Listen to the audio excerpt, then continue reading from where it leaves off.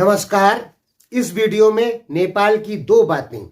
चीन ने नेपाल की बहुत भारी मदद की है, ये बताने से पहले हम आपको ये बताते हैं कि हिमालय में जितने भी राज्य हैं या जितने भी देश हैं, इनमें किस जगह पर सबसे ज्यादा कोरोना वायरस का असर है। यानी कोरोना वायरस ने जम्मू कश्मीर, हिमाचल प्रदेश, उत्तराखंड, नेपाल, सिक्किम, भूटान, अरुणाचल प्रदेश, हिमालय के सभी पहाड़ी राज्य और देशों में सबसे ज्यादा असर कोरोना वायरस का किस जगह पर है, ये बताएंगे। तो सबसे पहले दोस्तों चलते हैं जम्मू कश्मीर में, फिर हम ऊपर से नीचे की तरफ आएंगे। जम्मू कश्मीर, हिमाचल प्रदेश, उत्तराखंड, नेपाल, सिक्किम, भूटान, अरुणाचल प्रदेश। तो एक तरफ से चालू करते हैं। तो सबसे पहले जम्मू कश्मीर में देखते हैं।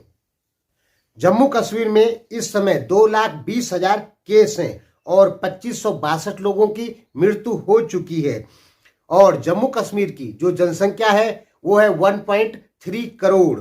यानी जम्मू कश्मीर में 1.6% लोगों को ये वायरस इफेक्टिव किया है। यानी जम्मू कश्मीर में 1.6% लोगों को कोरोना वायरस हुआ है। इसके बाद चलते हैं हिमाचल प्रदेश में। हिमाचल प्रदेश में टोटल केस हैं 1.2 लाख, जिसमें मृत्यु हुई है 1737 आदमी की।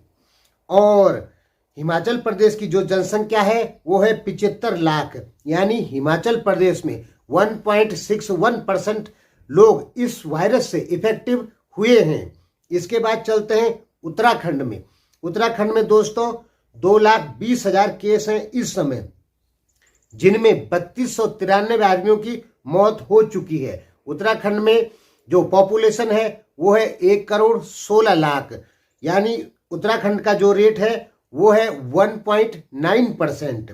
इसके बाद चलते हैं नेपाल में। नेपाल में इस समय 3,60,000 केस हैं, जिनमें 3,529 आदमियों की मृत्यु हो चुकी है। और नेपाल की जो जनसंख्या है वो है लगभग 3 करोड़। यानी नेपाल में जो इफेक्टिव रेट है वो है 1.23%।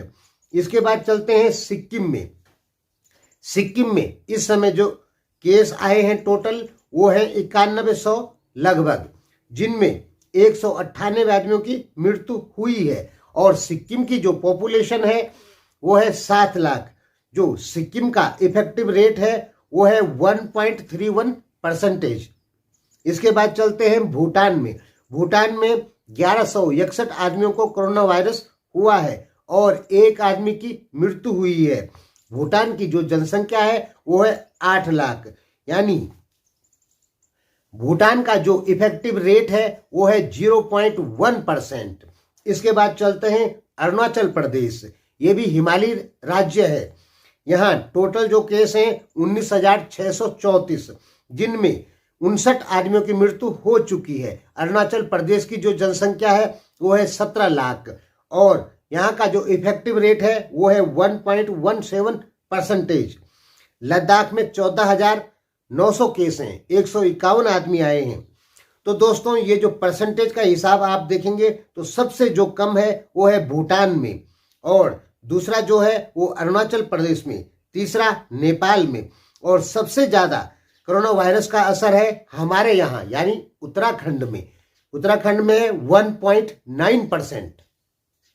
यानी हिमालय में 8 राज्य या देश, राज्य और देश मिला के 8 हो गए, ठीक है। इनमें नेपाल की जो स्थिति है वो चौथे नंबर पे है और उत्तराखंड पहले नंबर पे, भूटान सबसे पीछे। भूटान का 0.1%, नेपाल का 1.23%, उत्तराखंड का 1.9%। यानी सबसे ज्यादा उत्तराखंड में और सबसे कम भूटान में। नेपाल चौथे नंबर पे है। अब बात करते हैं आगे।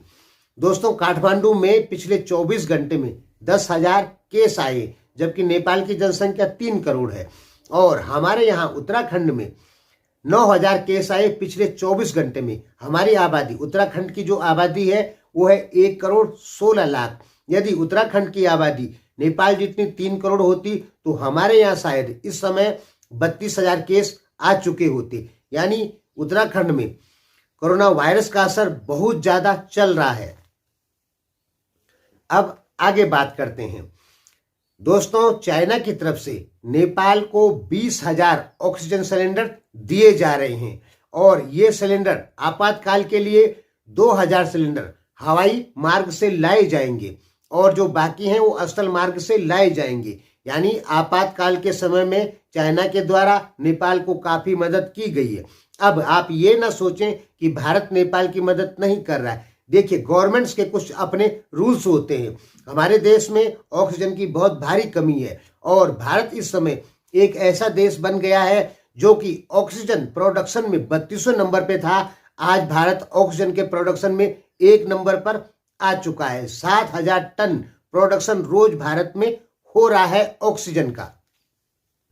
नेपाल ने भी ऑक्सीजन प्लांट अपने चालू कर दिए हैं। नेपाल में बुटवल, भैरवा, विराटनगर, काठमांडू कई जगह पर ऑक्सीजन प्लांट मौजूद है जो कि सही से नहीं चल रहे थे, लेकिन अब सभी लगभग खुल गए हैं। काठमांडू नगर पालिका एक शहीद गंगाराम प्लांट है, वहां पे वो भी चालू हो चुका है जो कि लगभग 50-50 लीटर के 137 बड़े ऑक्सीजन टैंकों का उत्पादन करेगा। यानी ऑक्सीजन का उत्पादन करेगा 50 लीटर एक टैंक में रहेगी, जबकि एक जो सिलेंडर होता है उसमें 4.2 kg ऑक्सीजन आती है, लेकिन ये बड़े हैं। तो नेपाल ने भी अपना ऑक्सीजन का प्रोडक्शन चालू कर दिया है बहुत तेजी से, जैसे भारत ने किया। हालांकि भारत के पास ऑक्सीजन की बहुत कमी है क्योंकि पॉपुलेशन भारत की इतनी ज्यादा है कि सबके लिए ऑक्सीजन की व्यवस्था नहीं की जा सकती है। हमारे कुछ मित्रों का कहना था कि नेपाल में ऑक्सीजन का प्रोडक्शन नहीं होता है। दोस्तों, नेपाल में ऑक्सीजन का प्रोडक्शन होता है और इसमें लगभग 10 प्लांट मौजूद हैं नेपाल में। इससे भी ज्यादा हो सकते हैं, लेकिन 10 प्लांट कम से कम हैं जो कि ऑक्सीजन का उत्पादन करते हैं और नेपाल से तस्करी करके भारत में ऑक्सीजन सिलेंडर लाए जा रहे हैं। बहुत सारी जगह पे पुलिस ने तस्करों को पकड़ भी लिया है जो कि नेपाल से ऑक्सीजन सिलेंडर भारत ला रहे हैं और बताया जा रहा है कि 12 गुना ज्यादा रेट में इन ऑक्सीजन सिलेंडरों को भारत में बेचा जा रहा है। हालांकि पुलिस ने सख्ताई कर दी है और नेपाल से ऑक्सीजन सिलेंडर भारत नहीं आने दिया जा रहा है। लेकिन दोस्तों, पुलिस, चाहे भारतीय पुलिस हो या नेपाली पुलिस हो, इतनी आसानी से भारत नेपाल के बीच में जो तस्करी होती है उसे नहीं रोक सकती है, क्योंकि 2,500 से ज्यादा छोटे पगडंडी जैसे रास्ते हैं भारत और नेपाल के बीच में, जिनको रोकना शायद पुलिस के बस की बात बिल्कुल नहीं है। धन्यवाद दोस्तों, और कोरोना वायरस से बचें। धन्यवाद।